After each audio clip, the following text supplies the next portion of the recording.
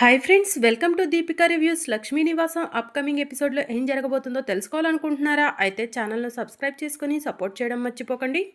సిద్ధుకి friends phone చేసి ఆ హర్ష తప్పించుకొని పారిపోయాడన్నా అని చెప్తూ ఉంటారు. అలా ఎలా పారిపోయాడ్రా అని సిద్ధు అడుగుతూ ఉంటాడు.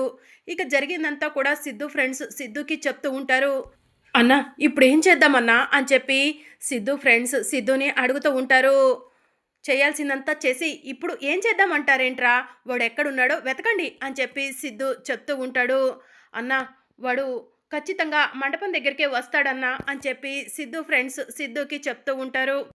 సరేరా, మండపం దగ్గర నేను కొంతమంది మనుషులను పెడతాను. వాడు మండపం దగ్గరికి వచ్చినా కూడా లోపలికి రాకుండా అడ్డుకుంటాను. మీకు ఆ చుట్టుపక్కల ఏమైనా దొరుకుతాడేమో వెతికే ప్రయత్నం చేయండి అని సిద్ధు చెప్తూ ఉంటాడు. సరే అన్న అని సిద్ధు ఫ్రెండ్స్ ఫోన్ కట్ చేస్తారు. ఇక మరోవైపు సిద్ధు టెన్షన్ పడుతూ ఉంటే ఏమైంది అని తులసి అంటూ ఉంటుంది. అది తులసి అది అని సిద్ధు కంగారు పడుతూ ఉంటాడు. ఏమైందో చెప్పండి అని తులసి అడుగుతూ ఉంటుంది. పెళ్లి కొడుకు హర్ష తప్పించుకున్నాడంట నా మనుషుల దగ్గర నుంచి అని సిద్ధు చెప్తూ ఉంటాడు.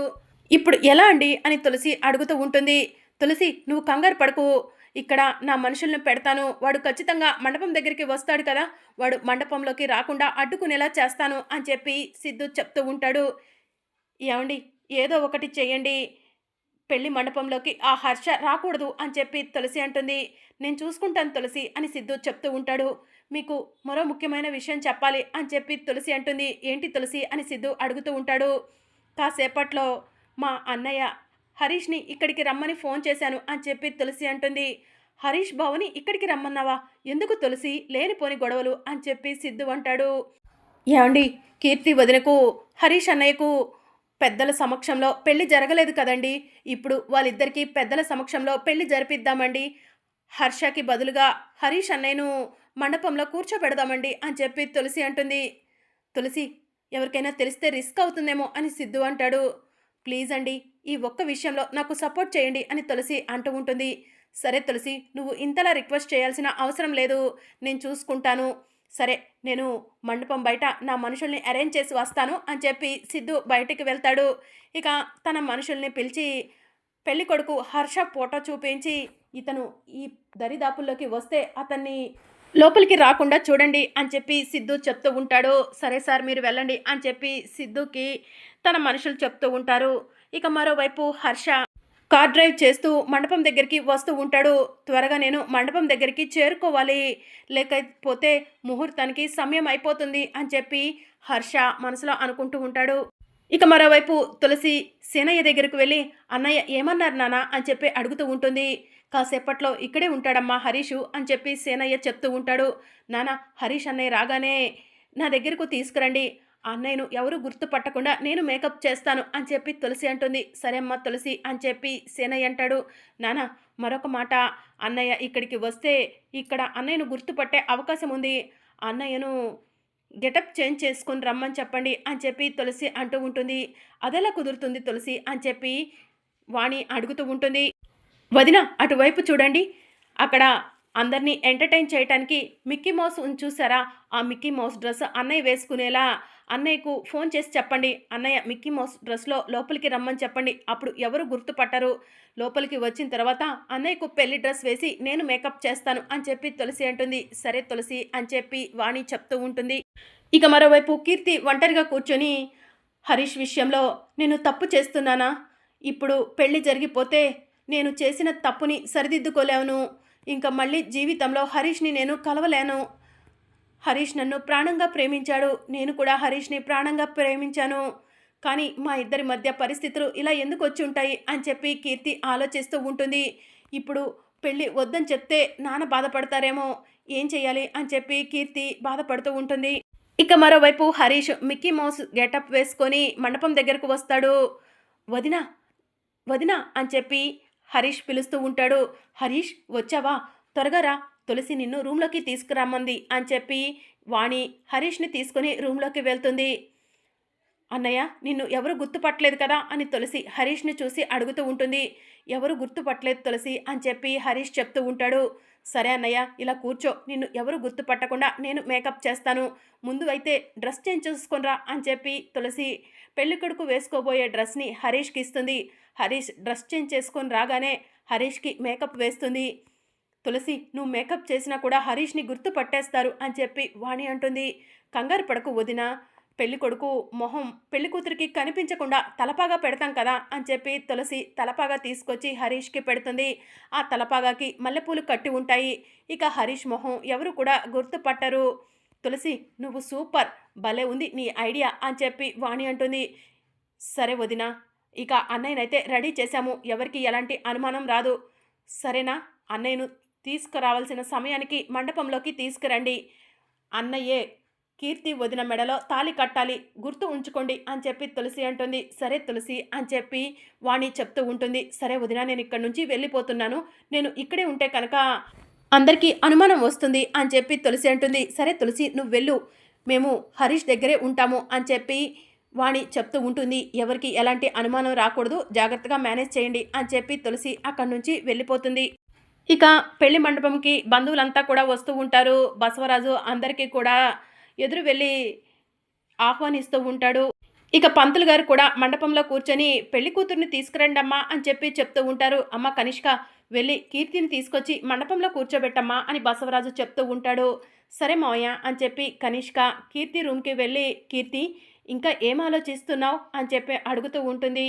ఏం లేదు కనిష్క అని చెప్పి కీర్తి చెప్తూ ఉంటుంది. సరే కీర్తి రా, మండపంలోకి వెళ్దాం, పంతులు గారు రమ్మంటున్నారు అని చెప్పి కనిష్క చెప్తూ ఉంటుంది. ఇక కీర్తి అలానే ఆలోచిస్తూ ఉంటే కనిష్క కీర్తి చేతిని పట్టుకొని మండపంలోకి తీసుకొని వెళ్తుంది. అమ్మా ఇలా కూర్చోండి, ఆ కొబ్బరి బోనం ఇలా ఇవ్వండి అని పంతులు గారు చెప్తూ ఉంటారు. ఇక కీర్తి పీటల మీద కూర్చుంటుంది. పంతులు గారు మంత్రాలు చదువుతూ ఉంటారు. ఇక పంతులు గారు కీర్తి చేత గౌరీదేవికి పూజ చేపిస్తూ ఉంటారు. ఇక వచ్చిన బంధువులంతా కూడా బసవరాజు గారు మీరు నిజంగా చాలా గ్రేట్ అండి, మీ అమ్మాయి పెళ్ళి ఘనంగా జరిపిస్తున్నారు అని చెప్పి బంధువులంతా అంటూ ఉంటారు. ఇక బసవరాజు సంతోషపడుతూ ఉంటాడు. ఇక అప్పుడే పంతులు గారు పెళ్లి కొడుకును కూడా తీసుకురండి అని చెప్పి చెప్తూ ఉంటారు. ఇక బసవరాజు ఒరే సిద్ధు వెళ్ళరా, వెళ్ళి హర్షాన్ని తీసుకొనిరా అని చెప్పి చెప్తూ ఉంటాడు. సరే నానా అని చెప్పి సిద్ధు హరీష్ ఉన్న రూమ్లోకి వెళ్తాడు. పంతులు గారు బావగారిని తీసుకురమ్మంటున్నారు అని చెప్పి చెప్తూ ఉంటాడు. తీసుకెళ్ళు సిద్ధు, ఎవరికి అనుమానం రాకుండా చూసుకో అని చెప్పి వాణి చెప్తూ ఉంటుంది. సరే అండి అని చెప్పి సిద్ధు హరీష్ని తీసుకొని మండపంలోకి వెళ్తూ ఉంటాడు. ఇక బసవరాజు ఎదురు వచ్చి అల్లుడు గారు ఈ తలపాగా ఏంటి అని చెప్పి అడుగుతూ ఉంటారు. ఇది వాళ్ళ ఆచారం అంట నాన్న అని చెప్పి సిద్ధు చెప్తూ ఉంటాడు. సరే అల్లుడు గారు వెళ్ళండి, పంతులు గారు పిలుస్తున్నారు, ముహూర్తానికి సమయం అవుతుంది, వెళ్ళి కూర్చోండి అని చెప్పి బసవరాజు అంటూ ఉంటాడు. ఇక హరీష్ని తీసుకెళ్ళి సిద్ధు మండపంలో కూర్చోబెడతాడు. ఇక కీర్తి పక్కన హరీష్ కూర్చోగానే కీర్తికి మాత్రం హరీషే తన పక్కన కూర్చున్నాడు అన్న ఫీలింగ్స్ వస్తూ ఉంటాయి. నేను హరీష్ని మర్చిపోలేకపోతున్నాను, ఈ సమయంలో కూడా నేను హరీష్ గురించే ఆలోచిస్తున్నానంటే నా మనసులో ఇంకా హరీష్ ఉన్నాడు, నేను అనవసరంగా ఈ పెళ్ళికి ఒప్పుకున్నాను అని చెప్పి కీర్తి ఆలోచిస్తూ ఉంటుంది. ఇక అప్పుడే కిడ్నాప్ అయిన పెళ్లి కొడుకు పరిగెత్తుకుంటూ మండపం దగ్గరికి వస్తాడు. సిద్ధు చూపించిన ఫోటో ఆధారంగా సిద్ధు మనుషులు హరీష్ని లోపలికి రాకుండా అడ్డుకుంటూ ఉంటారు. ఏయ్ ఎవరయ్యా మీరు, నన్ను వదిలిపెట్టండి అని చెప్పి అంటూ ఉంటాడు. లోపలికి బయట వాళ్ళు ఎలో లేదు అని చెప్పి సిద్ధు మనుషులు చెప్తూ ఉంటారు. నేను బయటి వాడిని కాదయ్యా బాబు, నేను పెళ్లి కొడుకు హర్షని అని చెప్పి హర్ష చెప్తూ ఉంటాడు. ఇక కనిష్క ఫోన్ మాట్లాడుతూ ఇదేంటి హర్ష అని అంటున్నాడు, హర్ష మండపంలో ఉండాలి కదా అని వెనక్కి తిరిగి చూసేసరికి ఎదురుగా హర్ష ఉంటాడు. ఇదేంటి హర్ష ఇక్కడ ఉన్నాడు, మరి మండపంలో ఉంది ఎవరై ఉంటుంది, నో డౌట్ ఖచ్చితంగా ఆ హరీషే మండపంలో కూర్చున్నాడు అని చెప్పి కనిష్క మనసులో అనుకొని పరిగెత్తుకుంటూ సిద్ధు మనుషుల దగ్గరకు వెళ్ళి ఎవరయ్యా మీరు, వదిలిపెట్టండి అతన్ని, అతనే పెళ్లి కొడుకు హర్ష అని చెప్పి కనిష్క చెప్తూ ఉంటుంది. హర్ష నువ్వు నాతో పట్రా అని చెప్పి కనిష్క హర్షని తీసుకొని మండపం దగ్గరకు వెళ్తుంది. పంతులు గారు ఆ సమయంలోనే అమ్మాయి అబ్బాయి ఒకరి తలపై మరొకరు జీలకర్ర బెల్లం పెట్టుకోండి అని చెప్పి చెప్తూ ఉంటారు. ఇక కీర్తి టెన్షన్ పడుతూ జీలకర్ర బెల్లాన్ని అలానే చూస్తూ ఉంటుంది. ఒక్క నిమిషం ఆగండి పంతులు గారు అని చెప్పి కనిష్క గట్టిగా అరుస్తుంది. ఇక అందరూ కూడా కనిష్క వైపు షాకింగ్గా చూస్తూ ఉంటారు. అమ్మ కనిష్క ఏమైంది అని చెప్పి బసవరాజు అడుగుతూ ఉంటాడు. మావయ్య ఇక్కడ మోసం జరుగుతుంది, కుట్ర జరుగుతుంది అని చెప్పి కనిష్క అంటుంది. ఏం కుట్ర జరుగుతుందమ్మా అని బసవరాజు అంటూ ఉంటాడు. మండపంలో కూర్చుంది హర్ష కాదు మావయ్య అని చెప్పి కనిష్క అంటుంది. హర్ష కాదా అని బసవరాజు షాకింగ్గా అడుగుతూ ఉంటే, అవును మావయ్య, మండపంలో కీర్తి పక్కన కూర్చుంది హర్ష ఇక్కడే ఉన్నాడు అని చెప్పి కనిష్క అంటుంది. హర్ష ఇక్కడ ఉండటం ఏంటమ్మా అని చెప్పి బసవరాజు అడుగుతూ ఉంటాడు. హర్ష ఇలారా అని చెప్పి కనిష్క పిలుస్తూ ఉంటుంది.